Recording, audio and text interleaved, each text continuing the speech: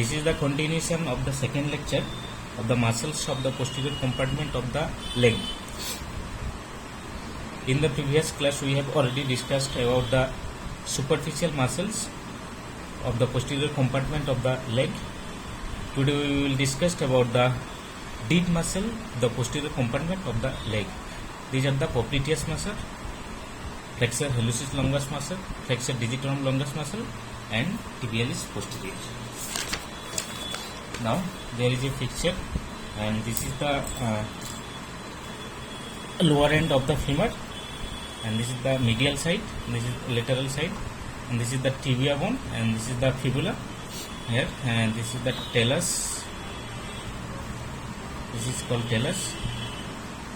These are the tarsal bone, and this is the calcaneum or calcaneus. And this portion, this is the outward projection of the calcaneum bone, which connect between the calcaneum and talus. This is called sustentaculum talli. Sustentaculum talli. This is called sustentaculum talli. Now the first one muscle of the deep muscle of the posterior compartment of the leg, that is the popliteus muscle. So popliteus muscle arises by a tendon from the lateral spect of the lateral condyle of the femur. This is the this is medial condyle, this is the lateral condyle, this is the lateral spect. This is the lateral spect of the lateral condyle of the femur. So from here also there is a groove, there is a prominent groove, and from the anterior margin of the groove the popliteus muscle is arise, and there is a meniscus, that means a fibrocartilaginous tissue situated between the femur and the femur and the tibia, like this way. This is the fibrocartilaginous tissue. This is called meniscus. This is called meniscus. And for lateral side, this is called lateral meniscus, and for medial side, this is called medial meniscus, and this is lateral here, this side, this is called lateral meniscus.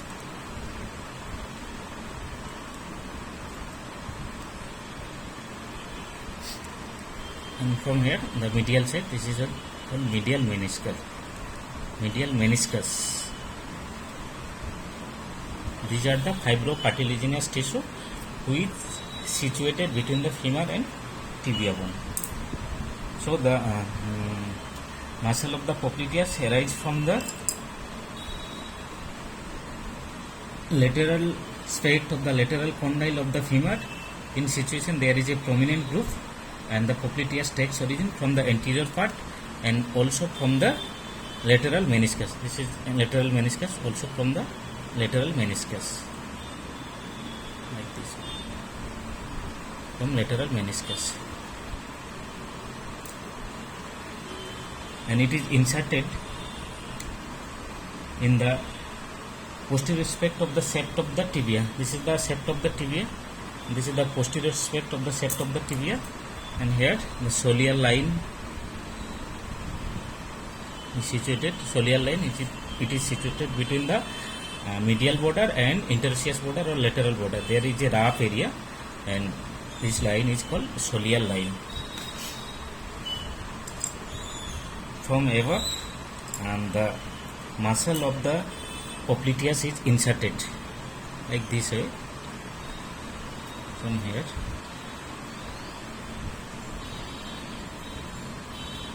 this way.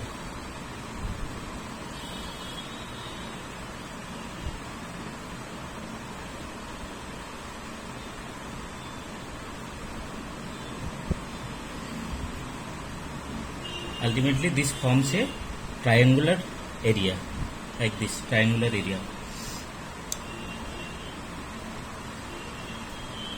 Again I repeat, so the popliteus muscle is the muscle of popliteus.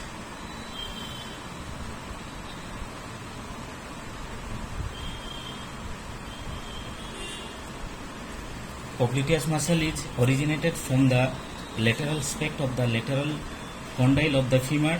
In this situation, there is a prominent groove, and the popliteal takes origin from the anterior part of this groove and also from the lateral meniscus, and inserted on the posterior surface of the shaft of the tibia above the soleal line, and this is from a triangular area.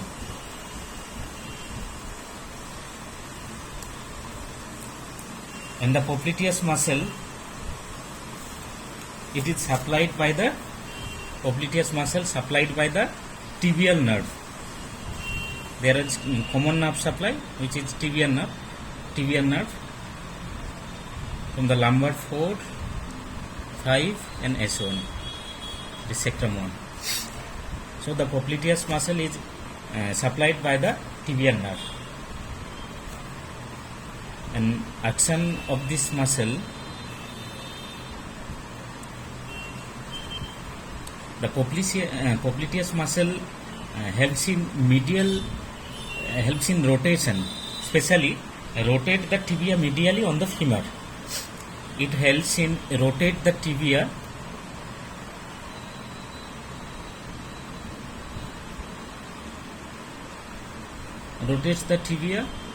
medially on the femur.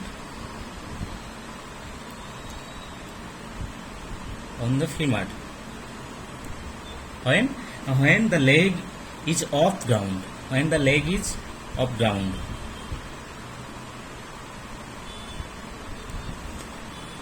So first action of the popliteus muscle, that it helps in the rotates the tibia medially on the femur when the leg is up down. Now the second function,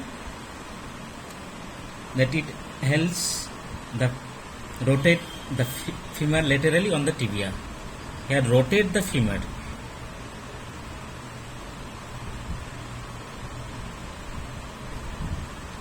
Rotate the femur laterally on the tibia.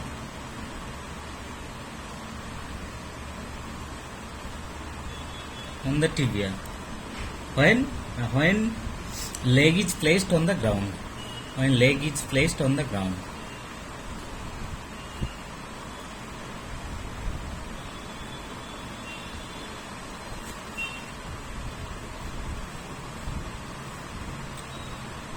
So here two functions. The popliteus muscle helps in rotates the tibia medially on the femur when the leg is placed or leg is off ground, and next it helps in rotate the femur laterally on the tibia when the leg is placed on the ground. Thus it helps in the unlock the knee, especially when the beginning of the flexion.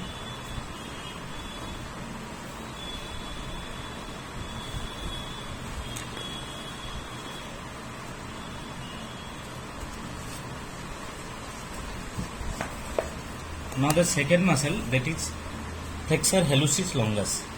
Flexor hallucis longus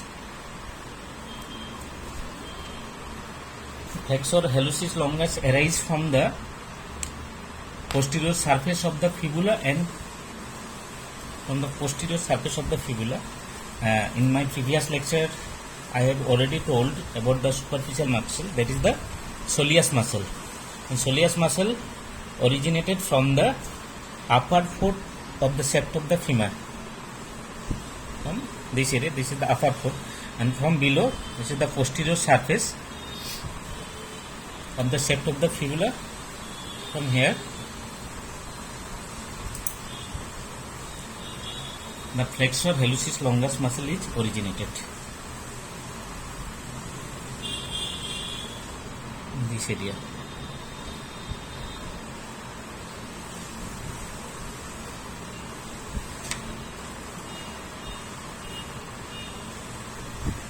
And the tibia and fibula These are connected by a membrane which is called interosseous membrane.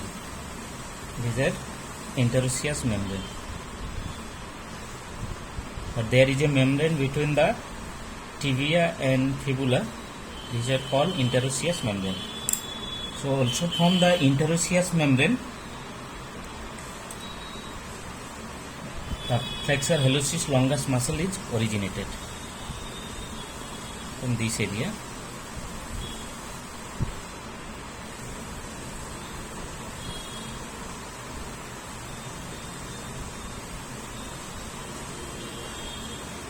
So the origin of the flexor hallucis longus muscle from the posterior surface of the fibula below the origin of the muscles of soleus and from the interosseous membrane.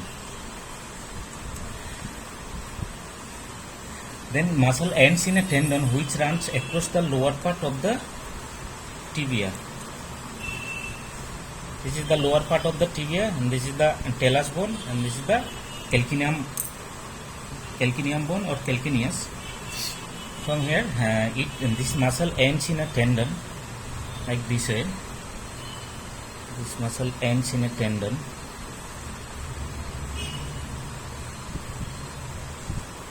which runs across the lower part of the tibia. This is the tibia. Here it is the lower part of the tibia, and the posterior aspect of the talus. This is the talus bone here. From the posterior aspect of the talus bone. This is the talus, and this is the posterior aspect of the talus. And to reach the calcaneum, eventually to reach the calcaneum. This is the calcaneum bone. To reach the calcaneum, here it turns forwards below the sustentaculum talli. This is called sustentaculum talli. Here it lies forwards of the sustentaculum talli or below the sustentaculum talli. So after origin of the muscle, that is the flexor hallucis longus, the muscle ends in a tendon which runs across the lower end of the tibia and the posterior aspect of the talus, and to reach the calcaneum, and it runs forwards below the sustentaculum talli. This is the sustentaculum talli, and it is inserted into the sole, specially inserted into the great toe. And great toe, of which part of the great toe? Especially the base of the distal phalanx of the great toe. So it crosses the side, that is it crosses from lateral to the medial side and inserted into the great toe. So this is another picture, and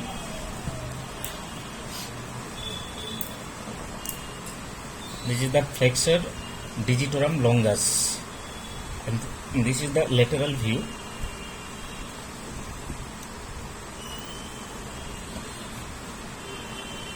This is the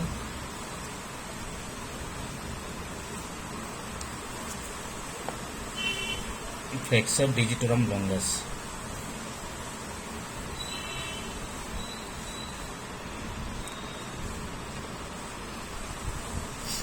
So here the flexor digitorum longus goes to the second part of the sole of the foot and inserted into the plantar aspect. This is the upper aspect, or this is the plantar aspect, and reach to the base of the distal phalanx of the great toe. This is the great toe. This is the it reaches the base of the distal phalanx of the great toe. Here see the another picture. This is the these are the bone which form. This is the arch of the foot. This is the arch of the foot formed by this way. These are the bone. These are the calcaneum bone. Here these are the tarsal bone. Here 7 tarsal bone are found. Then these are the metatarsal bone. Then these are the phalanges. Here 7 tarsal bone are found. First one, this is this is calcaneum. This is the calcaneum, and the second bone, this is the talus, and third one, this is the cuboid bone, and fourth, this is the navicular bone, and fifth, 6, 7, these are the cuneiform bone. From this is the medial side, because these are the great toe, so medial to lateral. Next, it is the medial cuneiform bones, and this is the lateral, intermediate cuneiform bones, and this is 7 lateral cuneiform bones. Number 1 is calcaneum, number 2 is talus, number 3 is cuboid, and the fourth, that is the navicular, and fifth medial cuneiform, and sixth intermediate cuneiform, and seventh the lateral cuneiform. These are the tarsal bone. And now these are the metatarsal. The number 1, 2, 3, 4, and these are the phalanges. These are the called phalanges. This is called first one. This is called proximal phalanx. This is called proximal phalanges.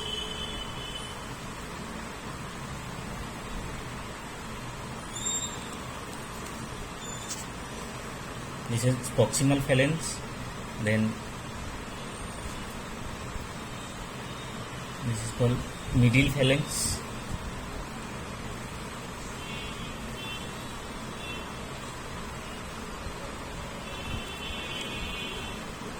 This is distal phalanx.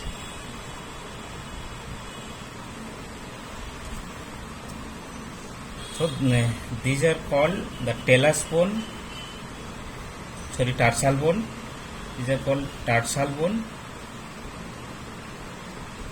These are metatarsal bone.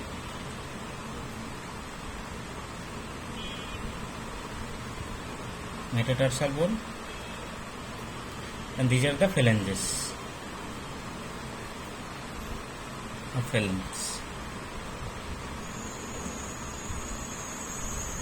And this one, first one is proximal phalanx, then medial phalanx, then distal phalanx.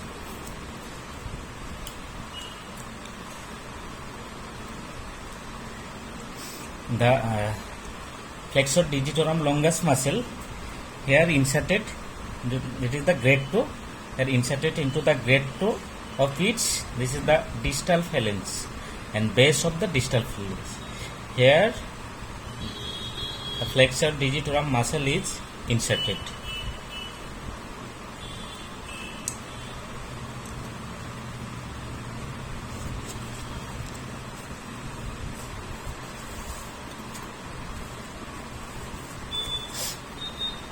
So flexor digitorum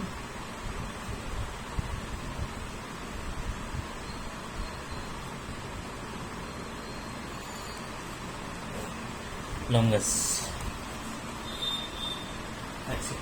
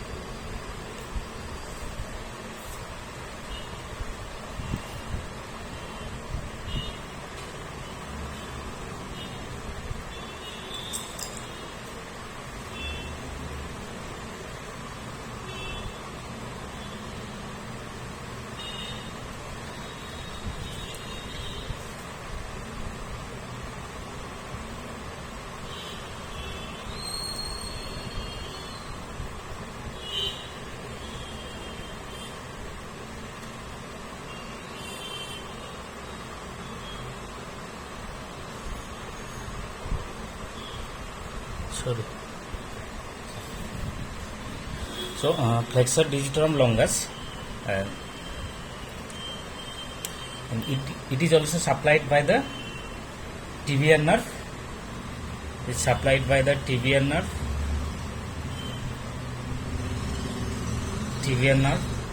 from sacrum 2 and 3.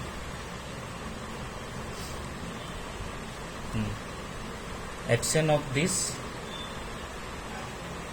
muscle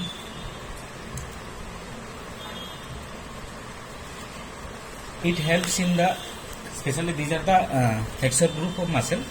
So these are helps flexion of the foot, mainly flexion of the foot, and here is special flexion. These are called the plantar flexion.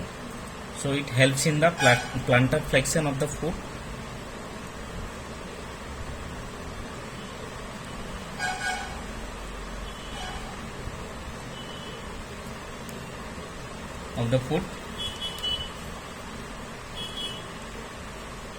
Next, helps in the flexion of the distal phalanx.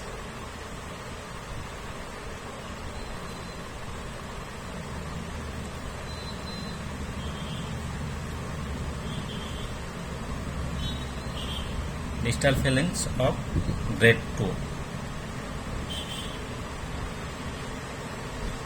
And the muscle helps to maintain the longitudinal arch of the foot. Muscles helps to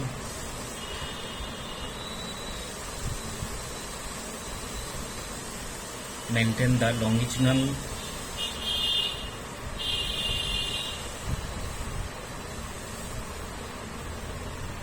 arch of the foot.